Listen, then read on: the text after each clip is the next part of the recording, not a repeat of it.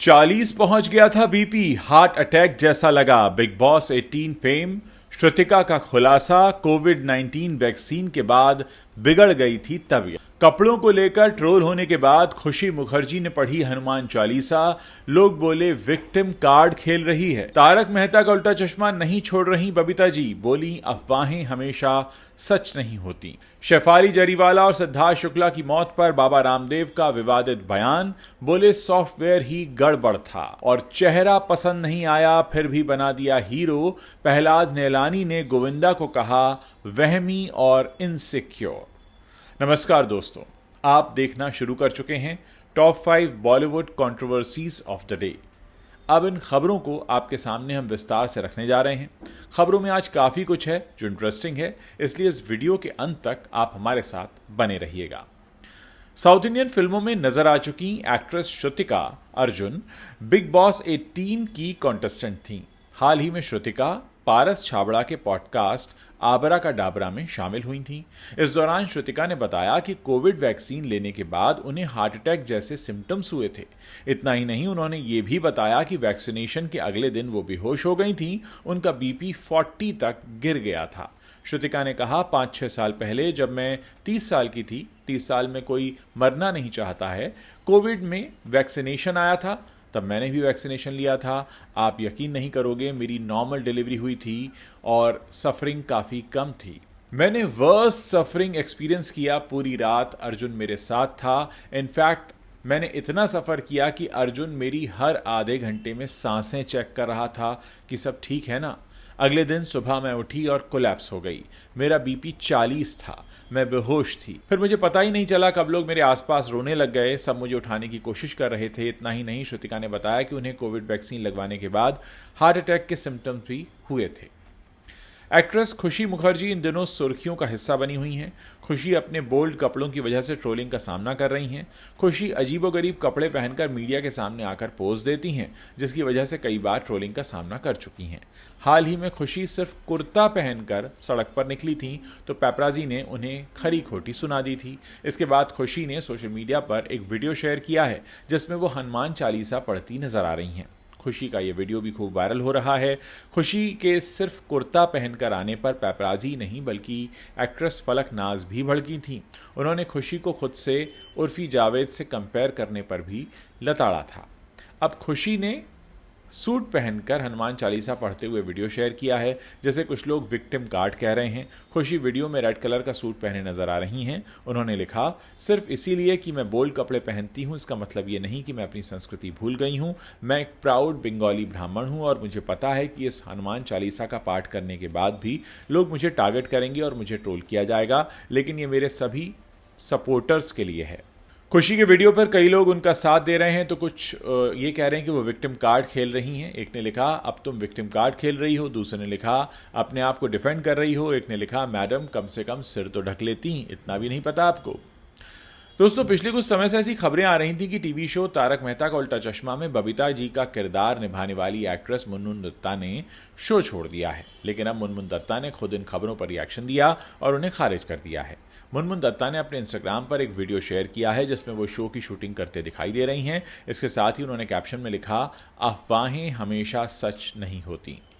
मुनमुन दत्ता की इस पोस्ट पर उनके फैंस भी जमकर रिएक्ट कर रहे हैं। एक यूजर ने लिखा हम हर साल ऐसी अफवाहें सुनते हैं। दूसरे ने कहा जलने वाले भाग गए और मुनमुन जी वापस आ गई हैं।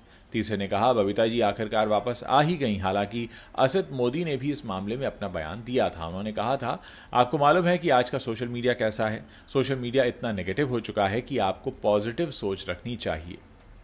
और तारक मेहता का उल्टा चश्मा एकदम पॉजिटिव शो है, फैमिली शो है, खुशियां देता है, तो उसके बारे में तो लोगों को पॉजिटिव सोच रखनी ही चाहिए। ये नहीं कि कुछ भी छोटी मोटी बात लेकर कोई भी अफवाह फैला दो, कुछ भी अनचाही बात करो, ये अच्छी बात नहीं। योग गुरु बाबा रामदेव ने हाल ही में अपने बेबाक अंदाज में देश के सबसे संवेदनशील मुद्दों पर खुलकर बात की। बाबा रामदेव ने शेफाली जरीवाला मौत मामले पर बात करते हुए कहा कि उपवास एक साइंस है, पानी के बिना उपवास भी संभव है, बशर्ते एक दिन पहले फलाहार कर लें, मिर्च मसाला न खाएं, वरना डिहाइड्रेशन हो जाएगा। युवाओं को चाहिए कि उपवास में वो होश में रहें, ज़्यादा उथल पुथल ना बचाएं। लाइफ एआई नहीं है, ये रियल है, सोच समझकर संतुलित जीवन जिएं। उन्होंने अपने अनुभव साझा करते हुए कहा कि मैं 50 साल से योगाभ्यास कर रहा हूं, न कभी अकेलापन, न खालीपन, न सूनापन। शरीर के साथ छेड़छाड़ मत करो, प्रकृति का विधान तोड़ोगे तो बीमार हो जाओगे। शेफाली के एंटी एजिंग ट्रीटमेंट पर बाबा रामदेव ने कहा कि बचपन के बाद जवानी और जवानी के बाद बुढ़ापा आना तय है। जवान दिखना और जवान बने रहना दोनों अलग विषय हैं। उन्होंने कहा हमारी बॉडी में जो कोशिकाएं हैं उसकी एक आयु होती है, इसके साथ अगर सिंथेटिक छेड़छाड़ किया जाए तो शरीर में भी बाढ़, भूकंप जैसे उपद्रव सामने आते हैं। परिणाम स्वरूप हार्ट अटैक जैसे मामले सामने आते हैं। इसी इंटरव्यू में बाबा रामदेव ने सिद्धार्थ शुक्ला और शेफाली जरीवाला की मौत को सॉफ्टवेयर की गड़बड़ी बता दिया, जिसके बाद लोगों ने बाबा रामदेव को टारगेट करना शुरू कर दिया है। हाल ही में एक इंटरव्यू में फिल्म मेकर पहलाज निहलानी ने बताया कि उन्होंने गोविंदा को अपनी फिल्मों में काम दिया, मगर सफलता मिलने के बाद उनका एटीट्यूड ही चेंज हो गया। पहलाज निहलानी ने साल 1986 में गोविंदा को फिल्म इल्जाम से लॉन्च किया था। पहलाज निहलानी ने बताया कि जब गोविंदा के पास काम नहीं था तब उन्होंने उन्हें शोला और शबनम और आंखें जैसी फिल्मों में लिया। लर्न फ्रॉम द लेजेंड इस पॉडकास्ट में बात करते हुए पहलाज निहलानी ने कहा कि मैंने गोविंदा के साथ 4 फिल्में की। मैं आंधी तूफान के बाद एक नई फिल्म शुरू कर रहा था। मैं फिर से मिथुन चक्रवर्ती और शत्रुघ्न सिन्हा को लेना चाहता था, लेकिन मिथुन का शेड्यूल नहीं मिल पाया, तभी गोविंदा का नाम सामने आया। उन्होंने आगे बताया कि मैंने पहली बार गोविंदा की तस्वीरें देखी तो मुझे उनका चेहरा बिल्कुल पसंद नहीं आया, लेकिन अगले दिन वो अपनी डांस की वीडियो कैसेट लेकर आए। उस समय माइकल जैक्सन की वजह से ब्रेक डांस बहुत पॉपुलर था। मैंने गोविंदा से उनकी खूबियों के बारे में पूछा।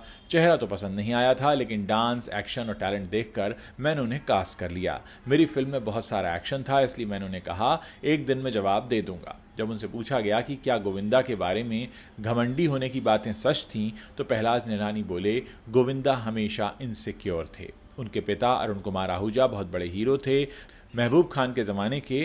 वो प्रोड्यूसर भी थे, लेकिन उन्हें भारी नुकसान हुआ, बहुत दर्द उन्होंने झेला, बहुत कुछ उनके हाथ से निकल गया और गोविंदा को काफ़ी स्ट्रगल करना पड़ा। ये सारी चीज़ें उनके अंदर बैठ गईं, जिसके बाद गोविंदा का फोकस सिर्फ और सिर्फ पैसा कमाने पर था। तो दोस्तों, ये वो टॉप 5 कंट्रोवर्शियल खबरें हैं जो इस वक्त इंटरनेट पर छाई हुई हैं। अगर आपको वीडियो पसंद आ रहा है तो इसे आप अपने दोस्तों के साथ शेयर करना मत भूलिएगा। और हाँ, अगर आप हमारे चैनल पर नए हैं तो आप अपने सजेशंस हमें दे सकते हैं, अपने सुझाव दे सकते हैं। इस वीडियो के नीचे कमेंट सेक्शन है, वहां लिखकर आप हमें बता सकते हैं कि आप आगे हमारे चैनल पर और किस तरह के वीडियोस देखना चाहेंगे। अगर आपने अभी तक हमारे चैनल को सब्सक्राइब नहीं किया है तो आप इसी वक्त हमारे चैनल को सब्सक्राइब कर सकते हैं। हमारे चैनल पर आपको फिल्मों के रिव्यूज़, वेब सीरीज़ के रिव्यूज़, इसके अलावा और भी बॉलीवुड की कई सारी खबरें देखने को मिलती हैं। आप भी अपने सजेशन हमें भेज सकते हैं, हमें इंतज़ार रहेगा आप सभी लोगों के कमेंट्स पढ़ने का।